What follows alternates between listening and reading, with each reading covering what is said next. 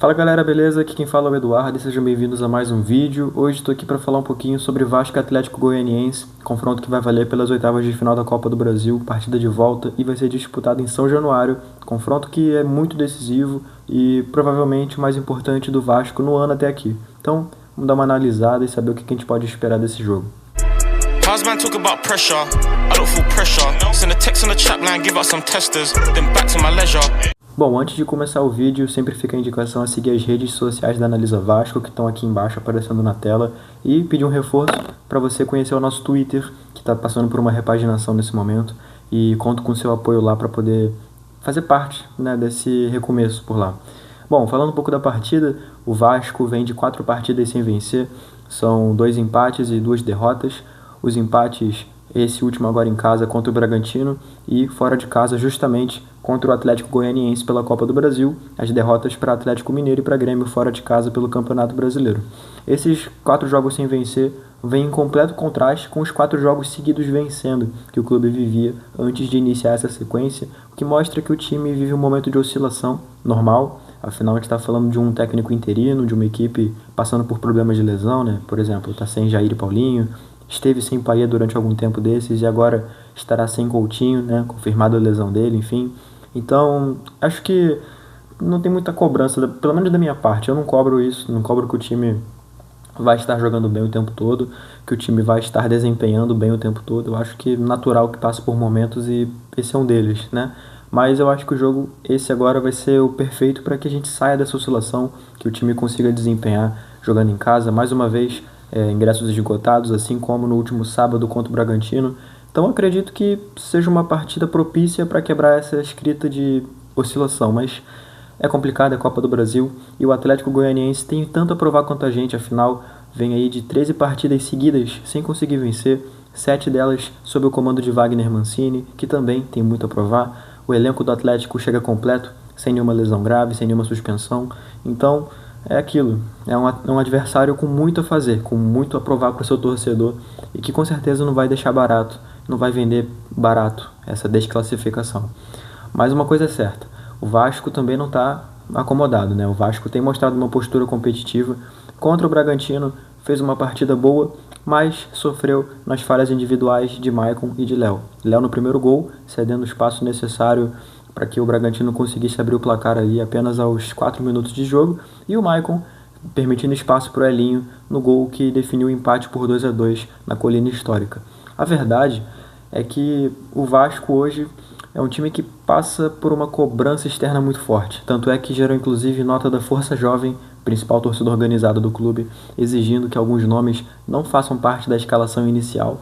Então é aquele momento tradicional da temporada em que o time não entrega o que a torcida espera e a cobrança começa a vir mais forte, mas não deixe de se enganar por isso. A equipe tem feito bons desempenhos, as derrotas para Atlético e para Grêmio são contextuais, são gramados de péssima qualidade, são equipes mais fortes também, apesar do Grêmio estar pior colocado, é uma equipe melhor tecnicamente, é um trabalho mais longevo de Renato Gaúcho, não criando desculpas, mas analisando, né, como se a gente tivesse perdido para o Deportivo de Las Carambas, de algum país pior do que o nosso no futebol, enfim. A gente está falando de equipes boas e acho que tratar essas derrotas como impossíveis, inadmissíveis, é você querer fazer uma exclamação muito forte numa situação que não é tão chocante assim.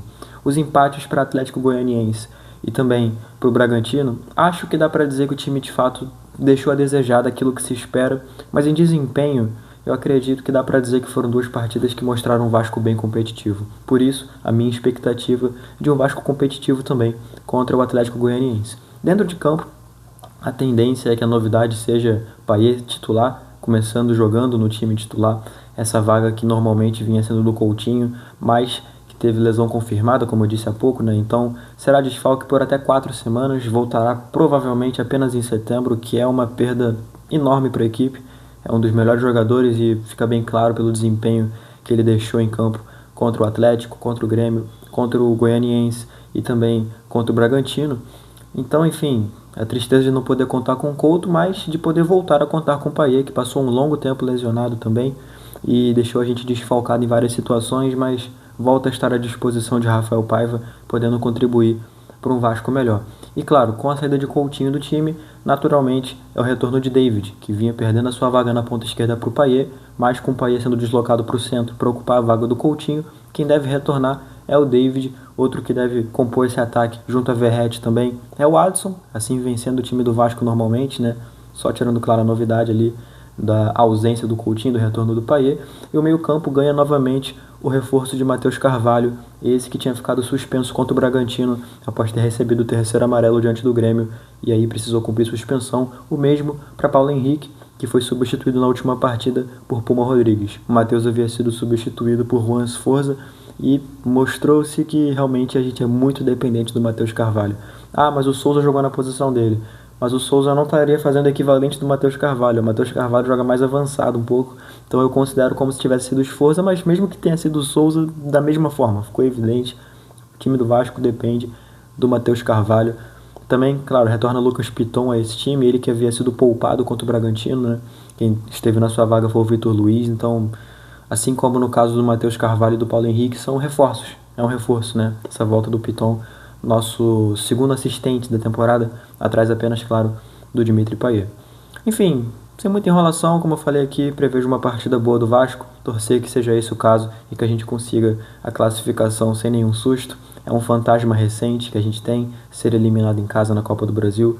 Aconteceu no ano passado contra o ABC, aconteceu no ano retrasado contra o São Paulo. Então, que isso não mais aconteça, que o Vasco possa espantar de vez esse fantasma e classificar com tranquilidade, coisa que não tem acontecido nessa Copa do Brasil, né? A gente se classificou no detalhe contra o Água Santa, também no detalhe contra o Fortaleza e agora torcer que seja fácil contra o Atlético Goianiense, que é o lanterna do Campeonato Brasileiro. Então, seguro dizer que o Vasco é favorito para esse confronto. Enfim, fico por aqui. Obrigado a quem viu esse vídeo até o final. E claro, se você viu esse vídeo até o final, provavelmente você gostou dele. Então considere deixar uma curtida, não só para me ajudar, claro, mas também para que o algoritmo entenda que você gostou desse vídeo e te recomende mais vídeos desse tipo, não só da Analisa Vasco, como de outros canais que produzem conteúdos parecidos com esse. E o mesmo vale também para sua inscrição, mais uma vez, não só para me ajudar, me ajuda muito, não vou mentir, mas para que você também tenha recomendado a você vídeos parecidos com esse aqui que você acabou de assistir, canais também parecidos com esse aqui que você acabou de assistir. Forte abraço a todos e até a próxima.